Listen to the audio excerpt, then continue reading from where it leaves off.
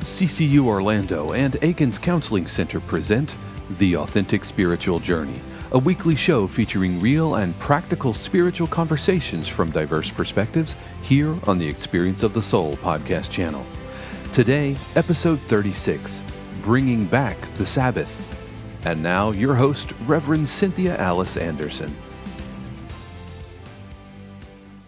Welcome to the Authentic Spiritual Journey. I am Cynthia Alice. I am the host, and I'm here in 818 Studios with my very... This has become my favorite thing every week. Well, I had a word, and now I keep waiting for the adjective you used to describe me. Passionate producer. Passionate. Well, thank you. I am Dave Croft. What is happening, everybody? Happy March 4th. Welcome to March. Is today the Ides of March, or am I getting my Latin history wrong? I have no idea. You're going to make me Google it. I'm going to Google it. Yeah, Google it. Listen, I went to a Christian... Look at all the show prep we did. Remember, Dave, I went to a Christian school. We don't believe in history. That was last week's topic. No, I took 2 years of Latin in middle school. 15th of March. Yeah, right. I took 2 years of Latin, and we had to celebrate the Ides of March, and we did togas and Nice. chariot racing and all that stuff. That was a good teacher Yeah. that had you do that. Oh, see, we could never have studied that. No. That was a big no. Greek gods and all that stuff. Oh, heavens no. Oh. That was the devil, Dave. At the Baptist school, that was the devil. Yeah. Speaking of the devil, what?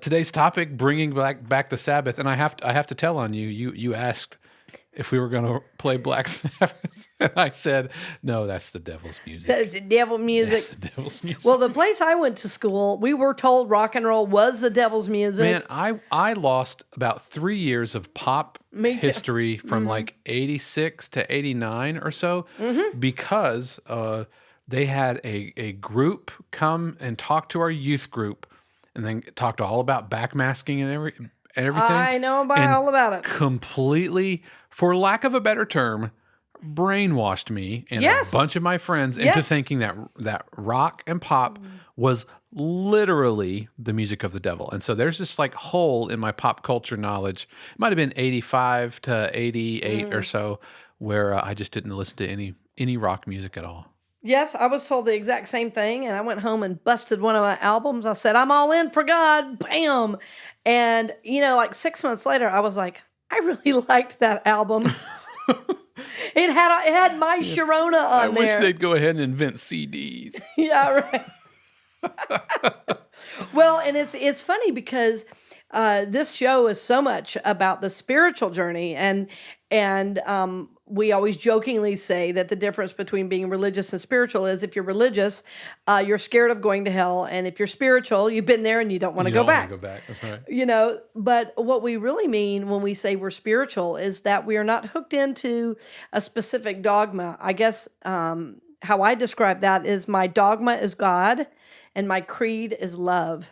And that pretty much describes my spirituality. And so both Dave and I have a strong biblical background, and I read the Bible often. As a minister, I use it in my field all the time. But I know that the Bible has been used as a weapon, for lack of a better word, and it's been used to brainwash, to subjugate women, to continue racism and homophobia. So it's in this show, we're always kind of on the line of the Bible did give us quite a bedrock in many ways in terms of how to live a good life, be loving to others, be wise in your decisions, handle your finances well, take care of the earth. Tithe and how to treat your friends and your neighbors and your spouse. Yeah. Yeah, and being a part of a spiritual community.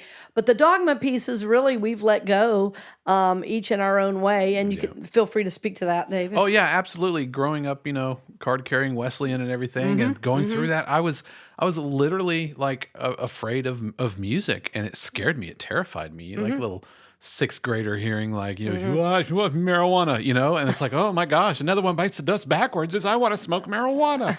Right? Seriously.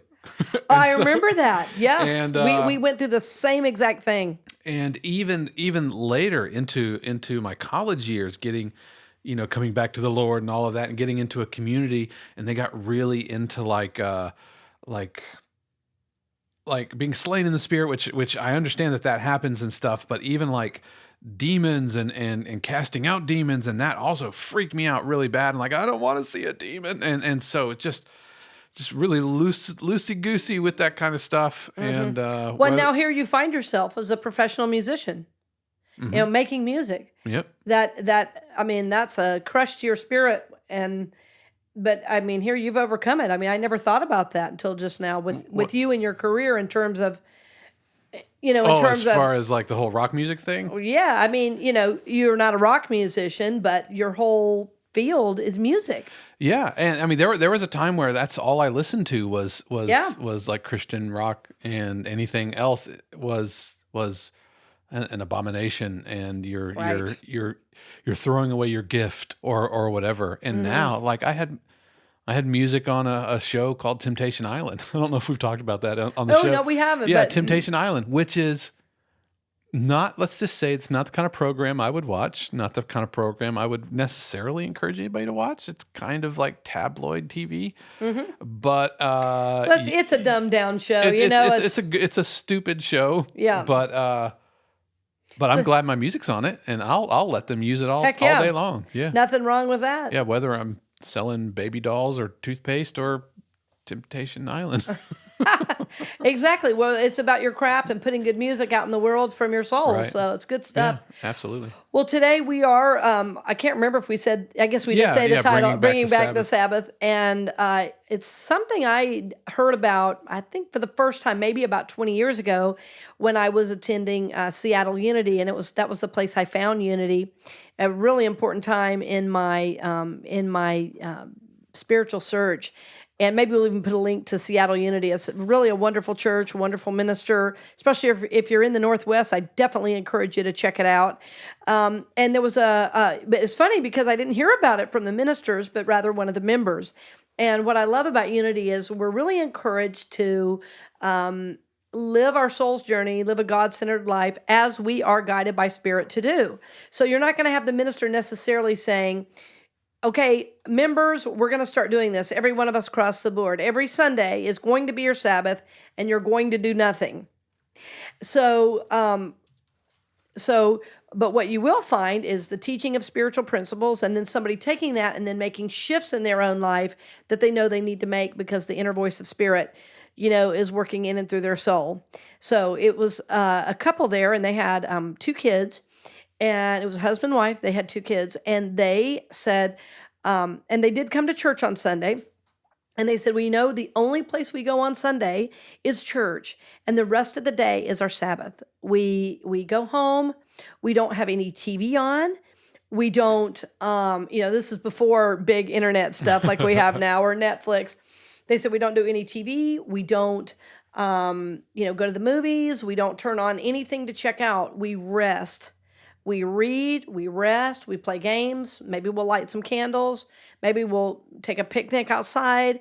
But it has changed the whole energy of our lives.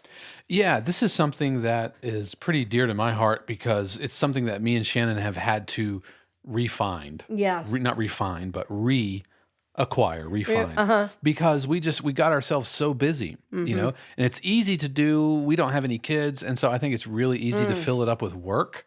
Totally. Whether it's at Full Sail or whether it's composing music for TV or whether it's becoming the technical director at church or playing drums, all of that. It's super easy just to pack your life with stuff to do. And I'm not even talking about recreational stuff. That's just all, gigs and work. And so we have found that we have needed to consciously set aside, and we were doing this, but we weren't actually naming, hey, this is what we're doing here. Yeah. Because we would come home from church on Sunday, and we would be goners. We would be so fried. The alarm clock starts going off at 5 a.m., for a 7:15 call. We got 2 showers to get through and a 30-minute drive and everything else. And after church, we would come home. We would always, Sunday is our day to eat out. And by eat out, I mean get something either with a drive-through or a takeout. And we would bring it home, we would eat, and we would just crash. For a while, we felt kind of guilty about that because the weekends when you're supposed to get things done, right? Whether it's chores around the house or whatever. Yeah. It's you got a sidewalk to put in. But at some point we flipped and said, you know what? We're going to be conscious about this time, setting aside and not scheduling any meetings. We told the whole house, don't expect anything from us when we come home. And at first I felt a little selfish about that, but it has been so good for us because by the time Monday rolls around, Monday morning, and we've talked about us getting up early, 5:30, 6 o'clock every morning, then we're really ready. We're really ready to take on the next week. And that was because we had purposely set aside that Sunday afternoon, just like, your friends. We had purposely set aside, and we don't go so far to say like no media and that kind of thing, but we do try to make space. Towards the evening, we'll turn on some music. Spotify has some great like meditation playlists that are great. Yes. Put on some candles or whatever. And man, it's been a real boon for us from our relationship standpoint, but even just life feels less out of control. Even though the other 6 days of the week, 6.5 days of the week are pretty packed. That Sunday afternoon Sabbath has been super important. Yeah, that's exactly what the gentleman told me at Seattle Unity. He said, our 6 days are busy. He said, but it's worth it because I know come Sunday, it is our time as a family to just power down and physically, just to rest, to lay around on the couch, to eat good food and to relax. And even just take time if you just want to go lay down and just do some deep breathing to center yourself again. It's really, really important to bring back that Sabbath, that it's like a reconnect. I mean, even God rested, we said a few shows ago, even God rested. Yeah. Do you think God felt recharged, on the 8th day? Do you think he was like, okay, I'm tired. I've made the world and all of creation and I'm rested. So now it's day 8 and he's like, and now he's like cracking his knuckles. Let's roll. I'm ready to be God. Yeah, that's right. Well, then there was that whole Adam and Eve thing. Yeah. That kind of went sideways. That kind of went south. Yeah. And so we're encouraging you, friends, just to consider it because you may not be able to do it on a Sunday. Maybe you work on a Sunday. That's right. And find Sabbaths, in even if it's a little pocket of time, it could be a Sabbath moment. It could be a Sabbath hour, a 4-hour Sabbath on a morning or something. I don't know. Does that make sense? It does. Well, for me, my morning spiritual focus time has really become a daily mini Sabbath because I've always been a big producer of things. You know what I mean? I get a lot done in a day, and I'm a CEO and minister. I'm a mom. I'm a spouse. I'm a family member. I mean, I'm the youngest of a whole bunch of kids. My mom is in long-term care. So there's always a lot that is vying for my attention. And so, as it should be. But I've really learned it's incumbent upon me to take care of myself and all of that. And sometimes it's a balance. Sometimes I don't do it, and then I know it. I know it because if I don't have a Sabbath daily, and for me, I do this really important morning time, and also our Sunday afternoon tends to be too very, very low key.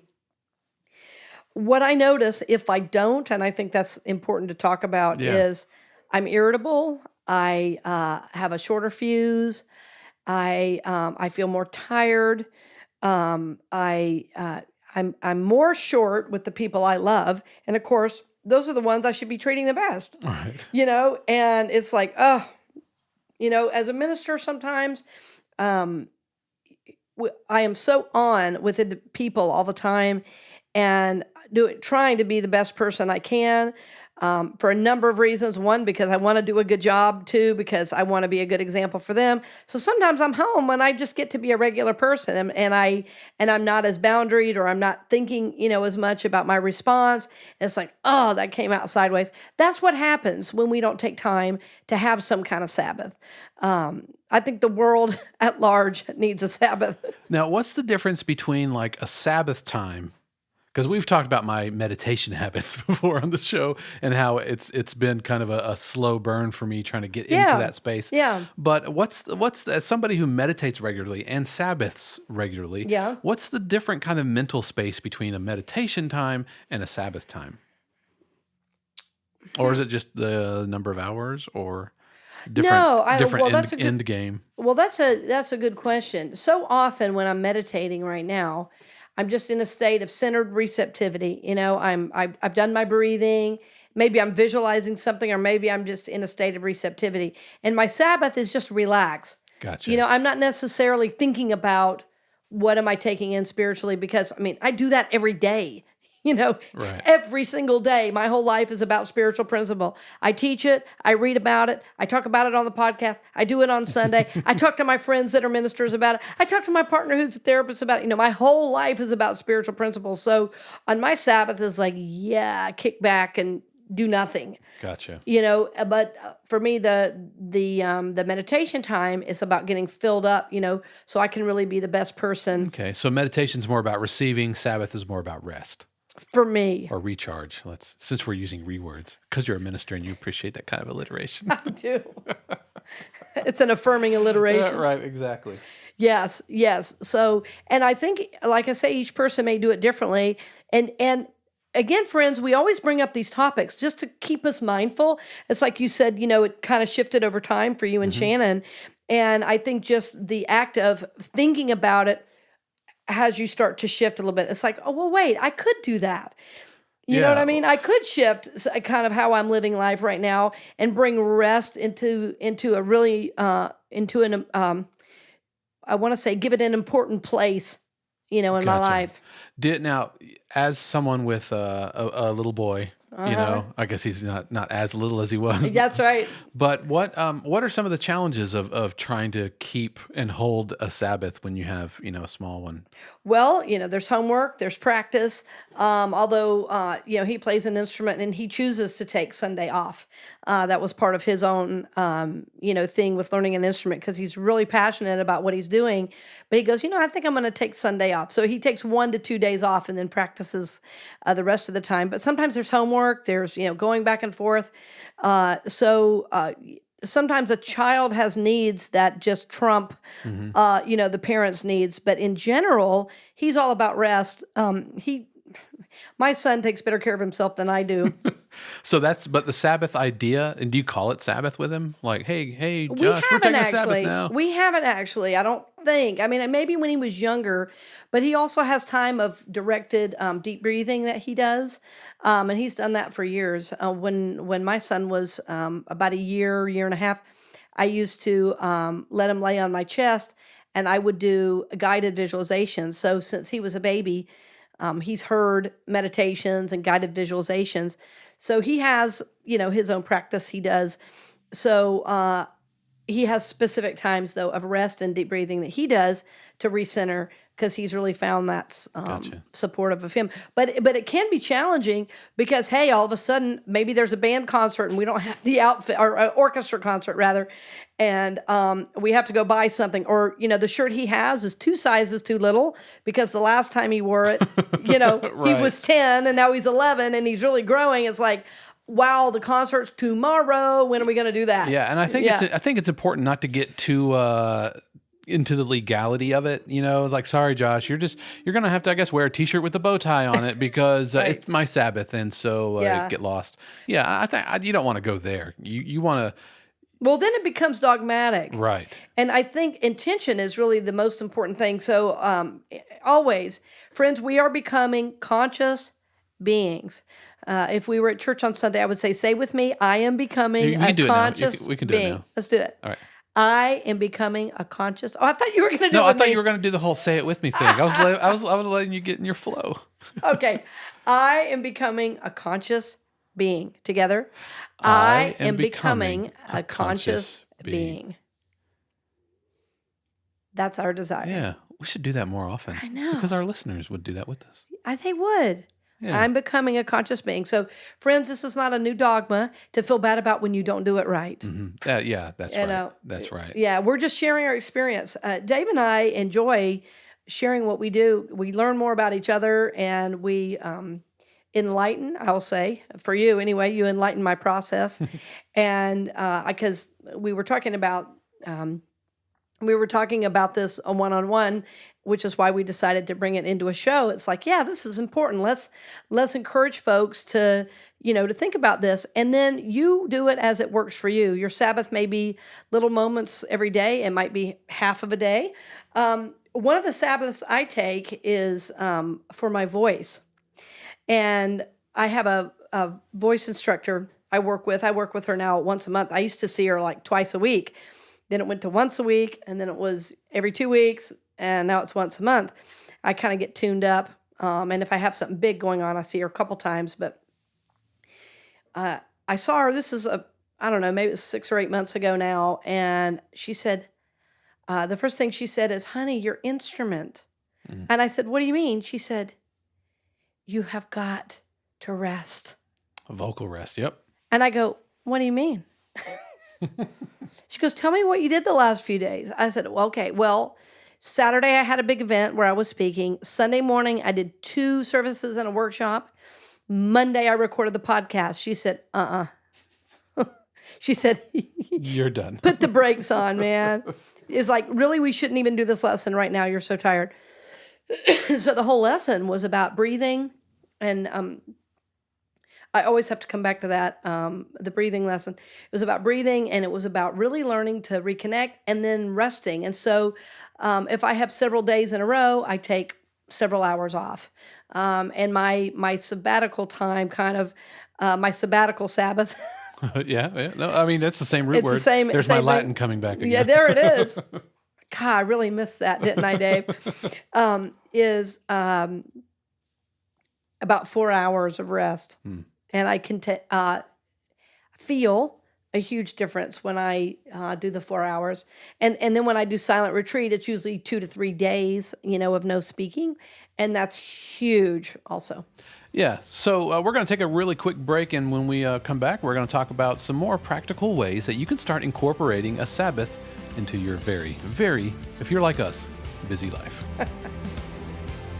We'll return to the program in just a few moments, but first, we wanted to give a special word of thanks to our podcast partner, CCU Orlando, who has helped make this episode of the Authentic Spiritual Journey possible.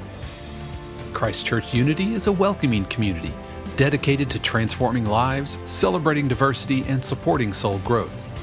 CCU Orlando is located at 771 Holden Avenue in Orlando, Florida, with Sunday services at 9 and 11 a.m. You can stream services live online as well as learn more at christchurchunity.net.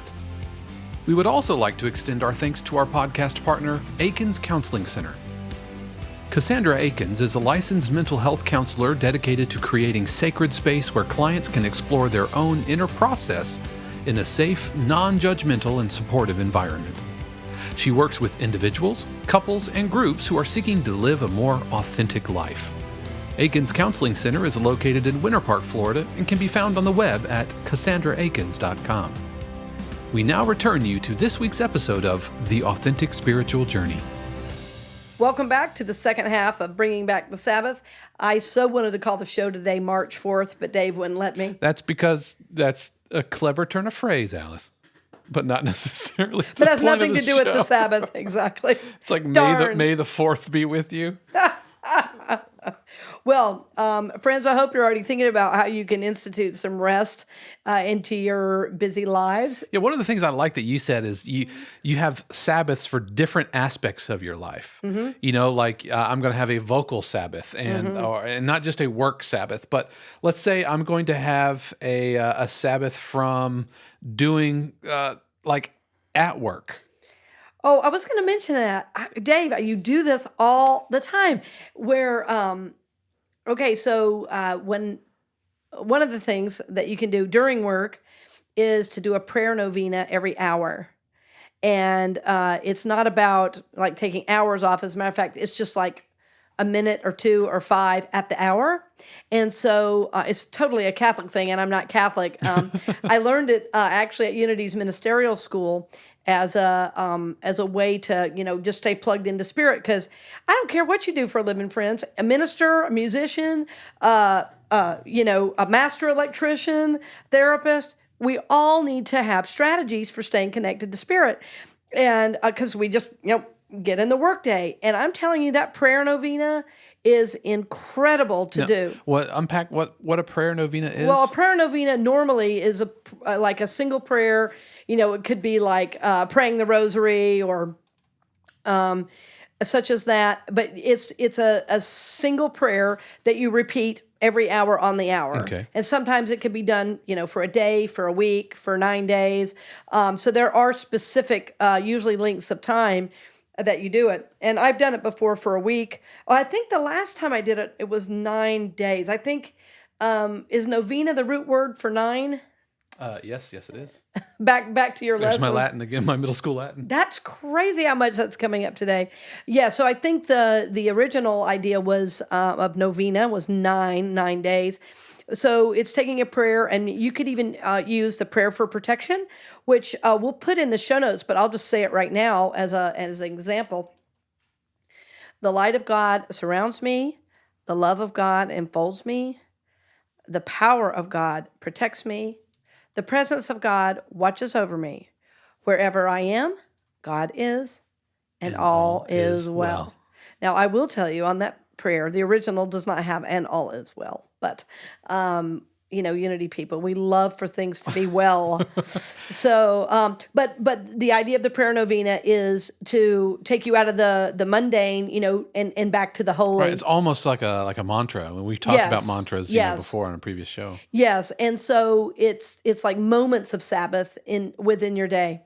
Can I talk a little bit more about a little bit more practical, less spiritual? I guess everything's spiritual, but it's, all the spiritual's practical. Or the idea of I'm feeling defensive. I wasn't implying that it was impractical. I guess a more pragmatic, secular. I'm in the cul-de-sac of shame here. Just do your thing. Just say it. If you've ever heard of the Pomodoro technique, have you ever heard of this?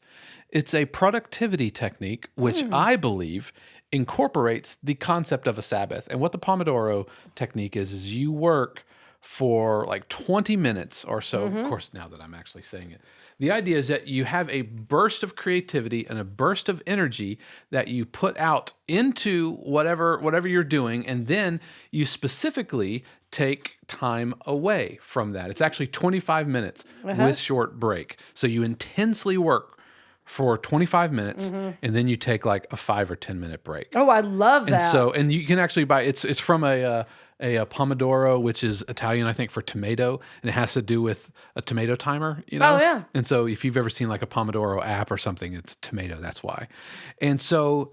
And that feels very Sabbath-like to me, just in little short bursts. You push, you work, you toil, you do whatever, and then you specifically, you stand up, you walk away, you remove yourself from that. You don't just stop and just stare at the screen, but you have a little 10-minute Sabbath in the middle of an hour. Yeah. And when you come back, you're refreshed, and you're usually ready with better ideas, or at least more ideas, and it makes it much more sustainable. And that's what's so important for me of incorporating a Sabbath into my life is long-term sustainability of my well-being.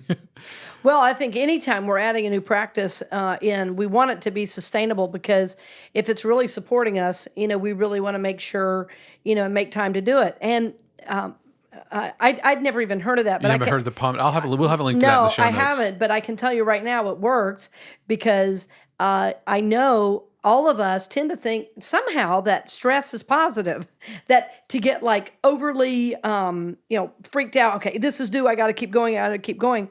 Anxiety is a constriction, and this type of coming away, it's like, oh, it loosens everything up, and it really is paramount for creativity. I mean, that's the only way I can work. That's why I know it works. I didn't know it had a name, but that's Pomodoro, what I do. And I think very fractally, meaning like Mac. So this is how you budget an hour. You incorporate a 10-minute Sabbath in each hour, and then here's how you work in half a day. You take lunch, and that's a 1 hour Sabbath in the middle of your half day, and then at the end of the day you go home from work, and so you kind of keep stepping back. You know what I mean? Mm-hmm. Yes. And so after a quarter, every 3 months, you might have a longer break, and every 6 months you have a longer break, and so every year you might have Christmas vacation or whatever, and so. That makes a lot of sense to me in my kind of logical compartmentalized brain, but it's very fractal, and it just kind of keeps expanding. Yeah, and the idea is that we want our lives to be a creative flow, right? We don't want to be stagnant. We don't want to be overly anxious. We don't want to, be in so much worry. And coming out of that really does, really does free that up. Excuse me. I just had an experience a few weeks ago where I had all the stuff to do, and I was starting to like spin into overwhelm. No, you're fine. Sorry. I don't know if any of you have ever had this experience, but for me, it almost feels like spinning. It's like, oh my gosh, I've got so much to do, and my brain goes, and it's like I can't get it done, blah blah blah. And I'm sorry, go ahead. No, and what I was going to say is, a few weeks ago, this happened, and I said to my partner, I just need to start one thing and I'll feel better. And I worked for like 20 minutes, got up, went and did something else. And it was like at the end of an hour, I felt like a completely different person. Even though I still hadn't done one of the main things I wanted to do, I was, that much closer. And so it just felt like moments of grace for me to get started, but then to break away was a great break for my little psyche. It just really helped. And that can feel really counter. Like you get so busy. When I get so busy, I actually freeze up. It's like the movie Awakenings. The reason they're like all locked up is they're shaking so fast that they eventually stop moving because it's so tense.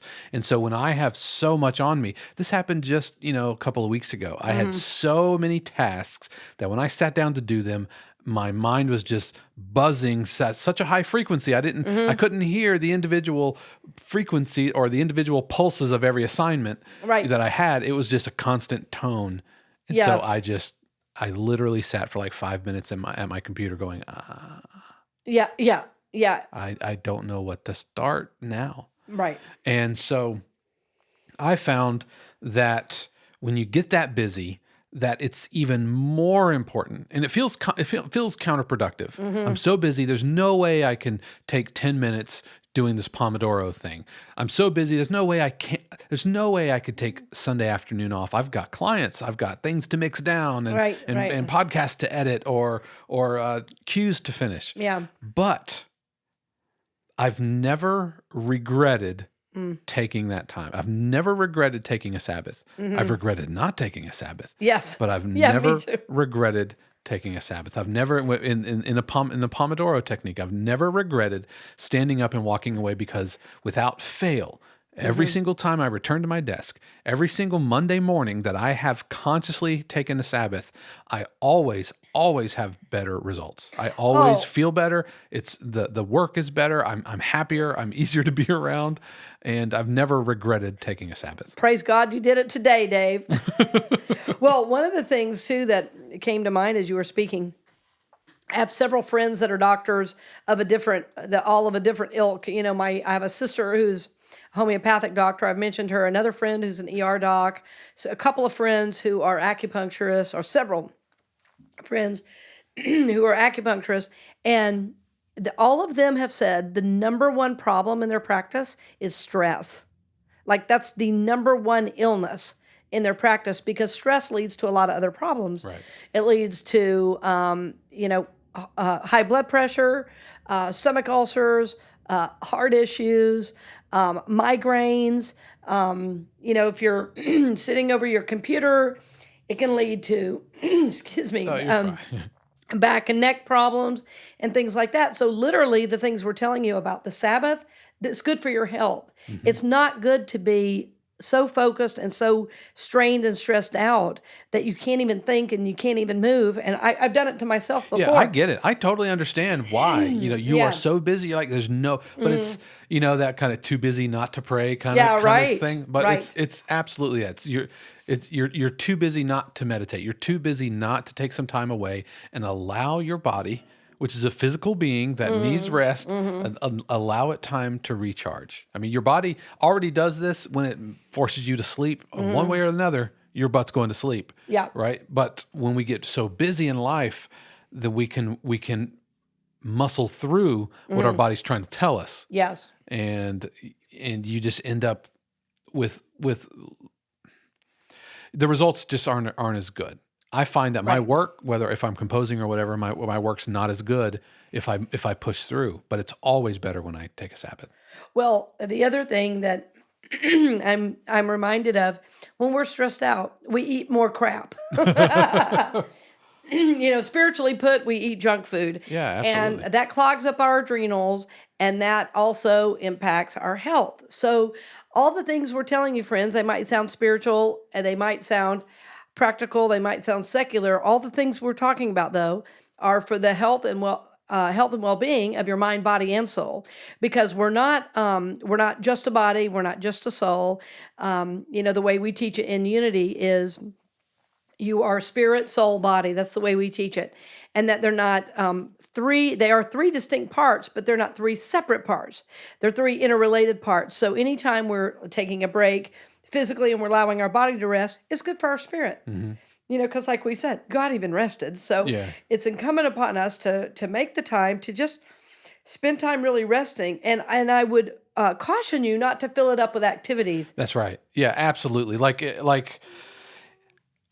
Like during a Sabbath, we specifically just kind of veg. I mean, for lack of a better, I wish there was some more spiritual, clinical term for it. But no, we just veg.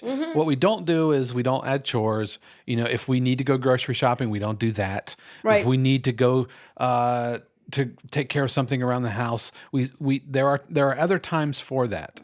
And on paper, Sabbath looks like the perfect time to do that. Like on paper, I get it. Your calendar, it's nice and wide open. Right. You need to put that shelf up in the bathroom. I get it. But all you're doing is you're just exchanging, maybe going to work or working on gigs or whatever, and you're just exchanging it with other activities. That's and right. Your mind isn't doing the physical equivalent of whatever REM sleep is. You know? Right. Yeah. Put down the hammer. Step away. Step away. Step away from the shelf. Right. Your consciousness needs to recharge. And is there a term for that? Like in REM sleep, that's when you get really kind of recharging sleep. It's almost, a Sabbath is like your activity awakened version of that. Yeah, we should figure out what level of brain waves. There's the theta, I don't know. I don't know. It could be a certain brain wave activity.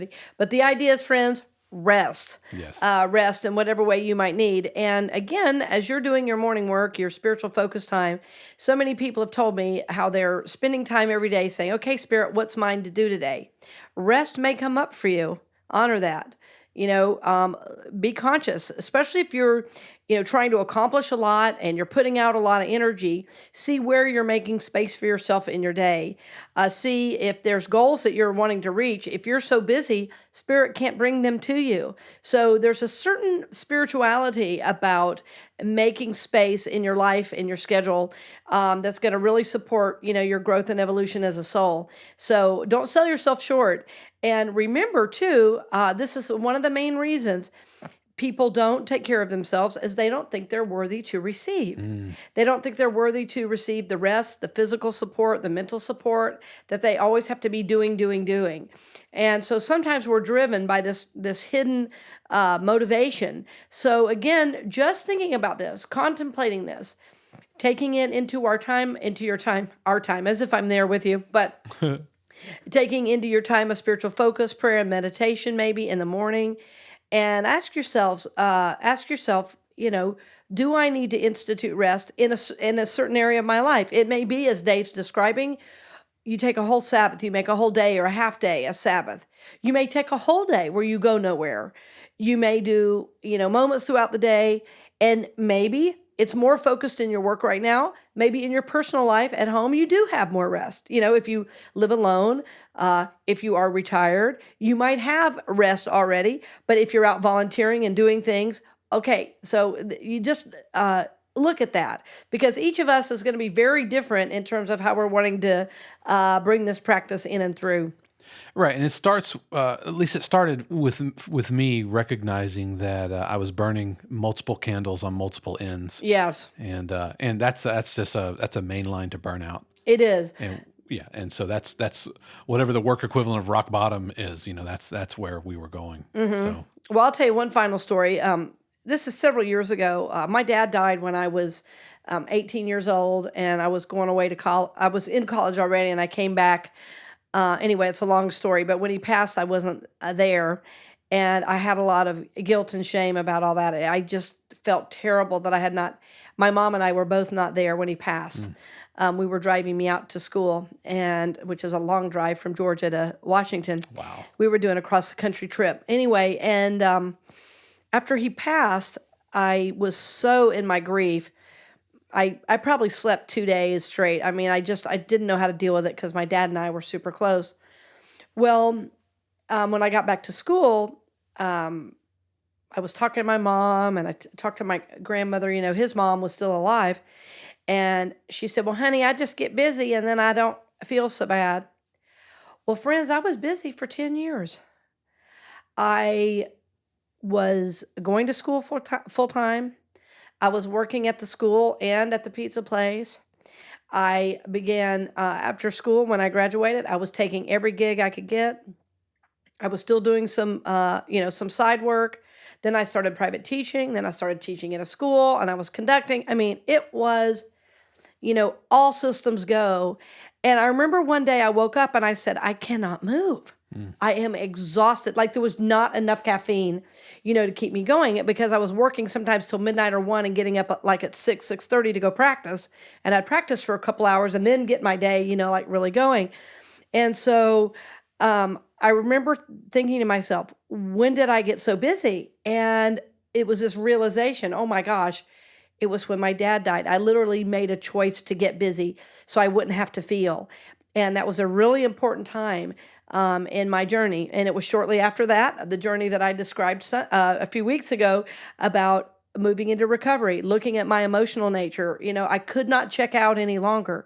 So just remember, this is a practice that we're talking about doing, but there's a reason. There's something that's motivating the overbusy. There's something that's motivating your need to succeed. There's something that's motivating the need to be so busy that you don't feel your feelings. So there is a tremendous spiritual aspect and a tremendous psychological aspect to this as well, that, as David said, your mind, your body, your spirit need rest.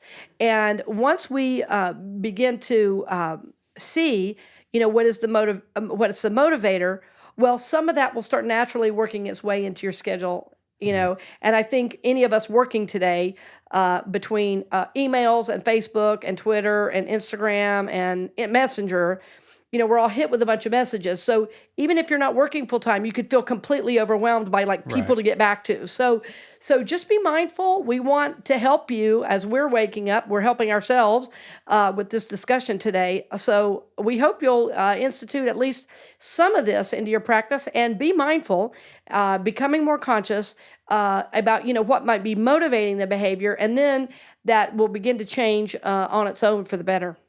Man, you give me a lot to think about there right at the end. Oh, sorry. I'm gonna be sucking on that hard candy for a couple of weeks. Well, I was just like, I got to get this teaching in here before the end. I learned something. Yeah. Well, we always know that. I learned this reading a book about raising children. It was called Raising Our Children, Raising Ourselves. And she said, all behavior is communication. And so if we're that busy, we got to wonder, what are we? No, you're right. What are we running from? And sometimes we might think we're running to something, but guaranteed, if we're that busy, there's something going on. There's something going on.